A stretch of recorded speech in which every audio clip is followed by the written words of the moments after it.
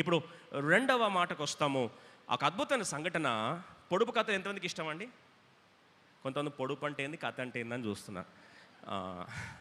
న్యాయాధిపతులు 14వ అధ్యాయం 14వ వచనం, జడ్జెస్ 14:14 కలిసి చదువుదాం. న్యాయాధిపతులు 14:14. ఓ పొడుపు కథ. ఇప్పుడు సంఘటన వేరు, సందర్భం వేరు, కానీ అర్థాన్ని మాత్రమే తీసుకుందాం. జడ్జెస్ 14:14 అందరం కలిసి త్వరగా చదువుకుందాం.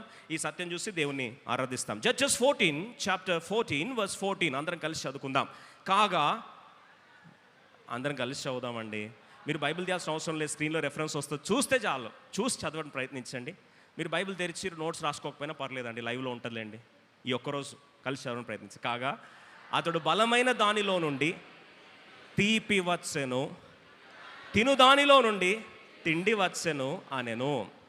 3 దినములలోగా వారు ఆ విప్పుడు కథ భావమును చెప్పలేకపోయారు.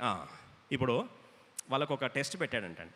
ఏంటంటే యాక్చువల్గా స్వయంవరానికి వెళ్ళాడు, ఇష్టపడ్డాడు ఒక అమ్మాయిని ఫిలిస్తీన్ల దేశంలో. అయితే వారిని ఇష్టపడిన దానికి తను వెళ్ళి ప్రపోజల్ చెప్తే వారు పెళ్లి చేసుకుంటామని చెప్పారు. ఈయన పాపము జరిగిన సంఘటన అంతా అయిపోయిన తర్వాత ఇప్పుడు ఫైనల్ రాయబారాలు ముగింపు కార్యక్రమానికి వచ్చినప్పుడు చెప్తున్నప్పుడు వాళ్ళు అన్నారు, కట్నం ఏం తెచ్చామన్నారు. అదేంటండి అబ్బాయి ఎట్లా కట్నం తెస్తారంటారా? వారి ట్రెడిషన్ ప్రకారం ఏదన్నా ఎదురు కట్నం తీసుకొని రావాలి. సరే, ఎదురు కట్నం తీసుకురావాలంటే ఈయన కట్నము డైరెక్ట్గా తీసుకురాలేని పరిస్థితిలో ఈయన కట్నానికి ప్లేస్లో తెలివితేటలు వాడాడు. ఏం వాడాడండి? తెలివితేటలు వాడు. కొంతమంది పెట్టుబడి డబ్బు పెడతారు, ఇంకొంతమంది పెట్టుబడి తెలివితేటలు పెడతారు, కొంతమంది పెట్టుబడి ఉద్యోగం పెడతారు, కొంతమంది పెట్టుబడులు బ్యాంక్ బ్యాలెన్స్ పెడతారు, కొంతమంది పెట్టుబడులు బ్యాక్గ్రౌండ్ పెడతారు. పెట్టుబడి ఏదైనా కావచ్చు. ఇప్పుడు ఈయన తెలివితేటలు వాడు అన్నాడు, సరే మీకు ఒక పొడుపు కథ చెప్తాను అన్నాడు. పొడుపు కథ ఏంటంటే, బలమైన దానిలో నుండి తీపి వచ్చెను. నా వెనకాల చెప్పండి ఇంకొకసారి. బలమైన దానిలో నుండి తీపి వచ్చెను. ఇప్పుడు మీరు చెప్పండి అన్నాడు. వీళ్ళు పాపం తల బాదుకుంటున్నారు, తల గోక్కుంటున్నారు. బలం అంటారు, బలమైన దాంట్లో తీపెట్ల వస్తుంది. అసలు బలమైన దాంట్లో తీపెట్ల వస్తుంది, బలమైన దాంట్లో తీపెట్ల వస్తుంది అని పాపం వీళ్ళందరినీ ట్రై చేస్తున్నాం. చాట్ జీపీటీ లేదు లక్కీగా, గూగుల్ అసలే లేదు లక్కీగా, ఫోన్ ఎ ఫ్రెండ్ అది కూడా లేదు. అన్నీ ట్రై చేశారు, పాపం ఏది వర్కౌట్ అవ్వట్లేదు. ఏం చేయాలో అర్థం కావట్లేదు పాపం. ఇంకా వీళ్ళు అన్నీ వర్కౌట్ చేసి ట్రై చేస్తున్నారు, ఏది వర్కౌట్ అవ్వట్లేదు. ఇంకా లాస్ట్కి పెళ్లి చేసుకోబోయే పిల్ల అన్నారు, నువ్వు చెప్తావా లేదంటే ఆమె నాకెట్లా తెలుస్తుందని, నువ్వు ఏం చేస్తావు తెలియదు, సామధాన వేద దండోపాయాలు అన్ని టాలెంట్ వాడు, ఆయన నుంచి ఏం చేయాలి, కక్కించాలి అని. సరే, లాస్ట్కి కక్కించారు, జవాబు చెప్పేశారు. ఇప్పుడు ఇదంతా స్టోరీ మనకు ముఖ్యం కాదు. మీరు అనొచ్చు, ఎందుకు చెప్తున్నారు బ్రదర్ ఈ స్టోరీ అంతా అని. స్టోరీలో పాయింట్ ఏంటంటే, మనము కొన్నిసార్లు ఓవర్లుక్ చేస్తాం, ఒక అద్భుతమైన సత్యాన్ని ఓవర్లుక్ చేస్తాం. ఆ పొడుపు కథ ఎంత తెలివి అడిగాడో, ఆ పొడుపు కథ సారాంశంగానే తెలిస్తే జీవితంలో నువ్వు ఎప్పుడు కూడా ఆగిపోవు. ఏం చేస్తావు? అసలు దాని అర్థం ఏంటి అని ఆలోచిస్తే, బలమైన దానిలో ఏమొస్తుందంట? తీపి వచ్చును. దేని నుంచి తీపి వచ్చును? బలమైన దానిలో నుండి తీపి వచ్చు. సరే, ఏంది ఇది అర్థం ఏంటి? ఒకసారి ఫ్లాష్ బ్యాక్ వెళ్దాం. ఈయన పాపము డేటింగ్ చేద్దామని పోతా ఉన్న సందర్భంలో సడన్గా ఆయన వెళ్తున్న త్రోవలో గర్జించు బొబ్బరించు సింహము ఆయన మీద గాండ్రిస్తూ వచ్చింది. ఇప్పుడు న్యాయాధిపతులు 14వ అధ్యాయంలో ఎప్పుడైతే ఈయన వెళ్తున్నాడో, ఆ బొబ్బరించిన సింహము, ఆ గర్జించుచున్న కొదమ సింహము ఈయన మీద చంపేద్దామని తెగించి ఆయన మీద దాడి చేయడం ఆరంభించింది. ఆ గర్జనకు అడవి అంతా కూడా ఒక్కసారి కకావికలమవుతుంది. ఆ గర్జనకు అక్కడున్న జంతువులన్నీ కూడా గుహల్లో దాక్కునే ప్రయత్నం చేశారు. ఆ సింహ గర్జనకు అక్కడున్న ప్రజలందరూ గుండెలు ఒక్కసారి గల్లంతవుతున్నాయి. న్యాయాధిపతులు 14వ అధ్యాయం అందరం కలిసి 5వ వచనం చదువుదాం. అప్పుడు సంసోను తన తల్లిదండ్రులతో కూడా తిమ్నాతునకు పోయి, తిమ్నాతు ద్రాక్ష తోటల వరకు వచ్చినప్పుడు కొదమ సింహము అతని ఎదుటికి బొబ్బరించుచు గర్జిస్తూ వాన్ని బెదిరిస్తూ వాన్ని తినేయాలని, సంసోన్ని ఎలాగైనా సరే ఆహుతి చేయాలని, ఆ సంసోన్ని చంపాలని గర్జిస్తూ వస్తూ ఉంది. ప్రియ సోదరి సోదరుడా, చాలాసార్లు మన జీవితంలో సాతాను గురించి బైబిల్లో రాయబడిన మాట ఏంటంటే, వాడు ఎవడిని మృంగుదునా అని గర్జించు సింహంలాగా. వాడి గర్జనకే మనం భయపడాలి. వాడు వాతావరణాన్ని గర్జన వాతావరణం తీసుకొస్తే ఆ వాతావరణం అంతా కూడా భయాందోళన వాతావరణం నెట్టేస్తాడు. ఆ శబ్దాలకే గుండె ఆగిపోతుంది. ఆ జరుగుతున్న వార్తా ప్రభావానికే ఒకసారి మన గుండెలో ఒక హార్ట్ బీట్ మిస్ అయిపోయే పరిస్థితి వస్తుంది. అసలు ఏం జరుగుతుంది చుట్టుపక్కల అని గర్జన జరుగుతున్న సందర్భంలో ఆ సాతానుడు ఎవరిని మృంగాలా, ఎవరిని పాడు చేయాలా, దర్శనంలో ఉన్న వారిని ఎలా చిదిమేయాలని చెప్పి, ఎలా చంపేయాలని చెప్పి గర్జించు సింహంలాగా వస్తూ ఉంటే, ఇప్పుడు న్యాయాధిపతులు 14వ అధ్యాయం అందరం కలిసి 6వ వచనం చదువుదాం. యెహోవా ఆత్మ అతనిని ప్రేరేపింపగా అతని చేతిలో ఏమీ లేకపోయినను ఒకడు మేక పిల్లను చీల్చినట్లుగా అతడు దానిని చీల్చెను. అతడు తాను చేసినది తన తండ్రితోనైనను తల్లితోనైనను చెప్పలేదు. ఒక మాట చెప్తాను, ఎప్పుడైతే ఈ సింహము గర్జిస్తూ మీదకి వచ్చిందో ఆయన పిరిగి వాళ్ళగా పారిపోలే. ఆ సింహాన్ని ఒకసారి దృశ్యం చూద్దాం. దృశ్యం చూస్తే ఆ సింహాన్ని ఎలా చీల్చా అంటే బేర్ హ్యాండ్స్, నేకెడ్ హ్యాండ్స్, ఆ చేతులతో ఆ సింహాన్ని ఒక మేకపిల్లను చీల్చేసినట్లుగా లాగి చీల్చి పడేశాడు. ఎంత ఘోరంగా చీల్చాడంటే, ఆ చీల్చిన సంఘటన చూస్తే ఒక చిన్న మేకపిల్లని ఎలా అయితే మనము చీల్చేస్తామో ఆ రీతిగా దాన్ని ఇట్లా బట్టి లాగి పారేశాడు, చీల్చేశాడు. 2 ముక్కలుగా చేసి ఆ శవాన్ని తీసి ఆ రోడవతల పడేశాడు. ఆ దృశ్యంలో చూస్తే ఒక్కసారి దేవుని ఆత్మ ఆయన మీదకి బలముగా వచ్చినందున ఆ సింహాన్ని ఒక మేక పిల్లలాగా చీల్చి అవతల పడేశాడు. సరే, పడేసిన పిమ్మట బయలుదేరి తిరిగి తన పని మీద వెళ్ళిపోతూ ఉన్నాడు. ముగించుకొని తిరుగు ప్రయాణం చేస్తున్న సందర్భంలో ఎంతగానో అలసిపోయి ఉన్నాడు.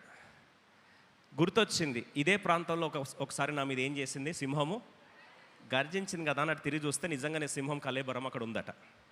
డెడ్ బాడీ, సింహం యొక్క కళేబరం అక్కడ ఉంది. 8వ వచనం చదువుదాం. ఆ కళేబరంలో ఏముంది?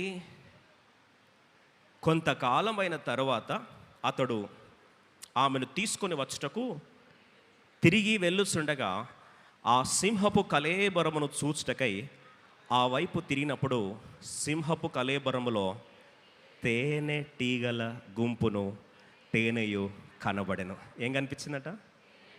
తేనె కనిపించిందంట. దేంట్లో? త్వర చెప్పాలి. సింహం యొక్క కళేబరములో ఇప్పుడు తనకేం దొరికింది? తేనె దొరికింది. తేనె ఎలాంటిది? తేనె ఎట్లాంటిది అంటే ఆలోచించకండి, త్వరగా చెప్పండి. తేనె ఎట్లుంటుంది? తియ్యగా ఉంటుంది. అందుకొరకు మనం పేర్లు పెడతాం హనీ అని. అంటే అర్థం ఏంటి? తియ్యగుండరా అని అర్థం. అదే తియ్యగుండలు మీరు ఏం పేరు పెడతారు? అమ్మాయి హనీ అని పిలుచుకోరా అంటే అర్థం ఏంటి? ఓనా తేనె అంట హనీ అంటే నువ్వు నిన్ను చూసిన ప్రతిసారి నాకు ఎలా వస్తుంది ఫీలింగ్? ఒక తియ్యదనం, ఒక మాధుర్యమైన అనుభవం, అవునా కదా? హైలైట్ ఏంటంటే ఈ తేనె ఎక్కడ పుట్టింది? ఎక్కడ పుట్టింది? సింహం యొక్క కళేబరం. ఒకప్పుడు ఈ పుట్టిన స్థలము తన మీద ఏం చేసింది? గర్జించింది, బొబ్బరించింది, తన మీద దాడి చేయబోయింది. The roar became a reward. ఒకప్పుడు తన మీద గర్జన, ఇప్పుడు తనకేమైంది? తేనె జన్మించిన స్థలముగా మారింది. అర్థమయ్యేలా చేతండి. ఒక మాటలో చెప్పాలంటే గర్జించిన దాడుల్లో దాచబడిన మధురమైన మకరందాన్ని తను సంపాదించుకున్నాడు. Yes or no? మకరందం అంటే ఏందంటారా? తేనె అండి. మకరందం అంటే తేనె. ఎందుకంటే ఈ జనరేషన్ మొత్తం తెలుగు అంతా ఏమైంది? అటకెక్కింది కాబట్టి చెప్పాల్సి వచ్చింది. మకరందం అంటే ఏంటండి? తేనె. ఇప్పుడు గర్జించిన ఆ యొక్క గర్జనలో తనకేం దాగుంది?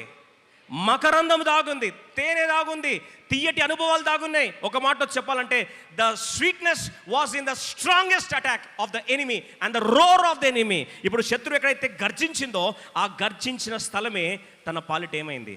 మధురమైన తీయటి మకరందపు అనుభవాలుగా మారేయలేదా? Yes or no?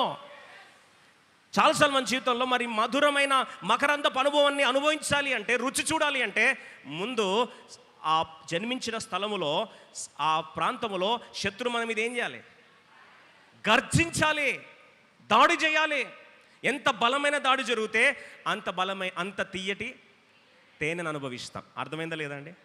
ఇప్పుడు తేనె కావాలి అనే గర్జన సింహ గర్జన లాగా ఉన్నాయా నీ పరిస్థితి? సాతాను గర్జిస్తున్నాడా నీ మీద? నీ ప్రత్యర్థులు గర్జిస్తున్నారా నీ మీద? నీ మీద ఎగతాళి వాతావరణం గర్జిస్తుందా నీ మీద? పరిస్థితులన్నీ కూడా అనానుకున్న వాతావరణం మీద గర్జిస్తుందా? ఆర్థిక పరిస్థితులు గర్జిస్తున్నాయా? ఆత్మీయ పరిస్థితులు గర్జిస్తున్నాయా? చివరికి నీ బంధువులే నీ మీద గర్జిస్తున్న పరిస్థితి వచ్చిందా? చివరికి నీ నీ జీవితంలో పనిచేస్తున్న వారే నీ మీద గర్జించే స్థాయికి వచ్చిందా? చివరికి నీ బంధువులే నీ మీద గర్జిస్తున్నారా? చివరికి ఆత్మీయ జీవితంలో నడిపించాల్సిన వారిని మీద గర్జించే పరిస్థితులు ఉందా? గర్జన ఎంత బిగ్గరగా అయితే తేనె అంతా మకరందం అంతా తీయగా మారుతుందనే సత్యాన్ని ఆ రోజు సంసోను ఎవరు నేర్పిస్తున్నాడు? అన్యులకి నేర్పిస్తా ఉన్నాడు. ఈరోజు ప్రియ సోదరి సోదరా, కొన్నిసార్లు పరిస్థితుల మీద గర్జించేసరికి the roar that threatened him became the reason for the sweetness in his life. నీ జీవితంలో ఏదైతే తినడానికి వచ్చిన దాడి తినిపించే తేనెగా మారాలి. తినడానికి వచ్చిన దాడి తినిపించే తేనెగా మారాలి. తినడానికి వచ్చిన దాడి చివరికి తనను తినిపించే తేనెగా మారింది. నిన్ను భయపెట్టిన గర్జన రేపు నీకు బలమునిచ్చే తేనెగా మారాలి. All the things that threatened you, roared at you, should finally become the reason to feed you. నిన్ను పోషించే మకరందంగా మారాలి. అలా మార్చడానికే దేవుడు నీ జీవితంలో ఒకటే మాట అంటాడు, పరుగు పందెంలో ఏం చేయాలి? 2 పదాలు చెప్పాను కదా, ఆగిపోవద్దు. మెసేజ్ అంతా అయిపోతుంది, లాస్ట్కి ఒక్క లైన్ మర్చిపోద్దు, ఆగిపోవద్దు. బలమైన దాడులు జరుగుతున్నాయా? ఇంకా నీ మీద కొన్నిసార్లు గర్జన, ఆ శబ్దానికే నీ దడబుడుతుందా? ఊహించుకుంటేనే దడబుడుతుందా? Don't run away from your lions, face them. సింహాలను చూసి, నీ శత్రువులను చూసి భయపడద్దు, ఎదిరించి నిలబడు. Stand and God will fight. నువ్వు నిలబడు, దేవుడు ఏం చేస్తాడు? పోరాడతాడు. నిలబడాల్సిన బాధ్యత ఎవరిది? మనది. పోరాడాల్సిన బాధ్యత ఎవరిది? అందుకో ప్రభావం యుద్ధము. మనం ఏం చేయాలి? ఇంట్లో కూర్చోవాలా? ఏం చేయాలండి? ఊరక పడుకోలే, ఊరక నిలుచుండి యెహోవా దయచేయు రక్షణను మీరు కన్నా. నిలుచున్నోడే దేవుని రక్షణను చూస్తాడు. నిలిచే కృప దేవుడు మనకు దయచేయను గాక. Don't curse the roar, because the roar contains your reward. గర్జనను చూసి శాపనార్థాలు పెట్టకు. ఆ గర్జనలోనే నీ బహుమానం ఉంది. ఆ గర్జనలోనే నీ మకరందం ఉంది. ఆ గర్జనలోనే నీ మాధుర్యం ఉంది. ఆ గర్జనలోనే నీ తీయదనం ఉంది. ఒక మాటలో చెప్పాలంటే your sweetness is in the roar of the mighty lions attacking you. అందుకొరకే శత్రులు యేసుక్రీస్తు ప్రభువు నుంచి ప్రవచన మాటలో కీర్తన రాస్తుంటాడు, కుక్కలు ఆయన మీద పడి ఏం చేయాలంట? రక్కాలని ప్రయత్నించాయంట. యేసుక్రీస్తు ప్రభువుని చీల్చాలని ప్రయత్నించాయి. కానీ ప్రభుకు స్తోత్రం, ఎంతగా చీల్చాలని ప్రయత్నిస్తే అంతగా అవి మాధుర్యాన్నే ఇచ్చాయి. కానీ మన జీవితంలో దేవుడు ప్రతి గర్జనను, ప్రతి సింహపు గర్జనను దేవుడు మనలో తేనె మకరందపు స్థానముగా దేవుడు మార్చునుగాక. అందుకొరకే నా జీవితంలో ఎందుకు ఇలా దేవుడు అనుమతించాడు, ఎందుకు అవి గర్జిస్తున్నాయి, ఎందుకు అలా గర్జించాలి? సింహాలు రావాలి, శత్రులు రావాలి, వ్యతిరేకత రావాలి. ఎంతగా నీ మీద గర్జిస్తే, ఎంత బలమైనది గర్జిస్తే అంత తీయగా దేవుడు జీతమును, బహుమానము దేవుడు మార్చునుగాక. కొన్నిసార్లు విడిచిపెట్టి నేను పారిపోతానండి, నా వల్ల కావట్లేదు, ఇక తీసుకోవడం నా వల్ల అవ్వట్లేదు, I can't take it any more. ఇక ఒక మాటలో చెప్పాలంటే ఇక నేను ప్రయత్నం మానేస్తాను అనుకుంటున్నావా? ఈరోజు ప్రభు జ్ఞాపకం చేస్తున్నాడు, ఆ ప్రాంతాల్లోనే దేవుడు నిన్ను పోషించి ఏదైతే నేను గర్జించిందో అదే ప్రాంతంలో అదే నీకు ఆశీర్వాదంగా దేవుడు మార్చునుగాక. అందుకొరకు ఈ దినాల్లో మన జీవితంలో ప్రతిదానికి మనం భయపడిపోయి దేవుని ఉద్దేశాలు మర్చిపోయి, అసలు వాస్తవంగా చెప్పాలంటే the roar will become the reward. The roar will become the reward. నీ మీద జరిగే దాడులు, గర్జనలే నీకు బహుమానాలుగా మారుతాయని తెలిస్తే దేవుని మనస్ఫూర్తి నువ్వేం చేస్తావు? ఆరాధిస్తావు.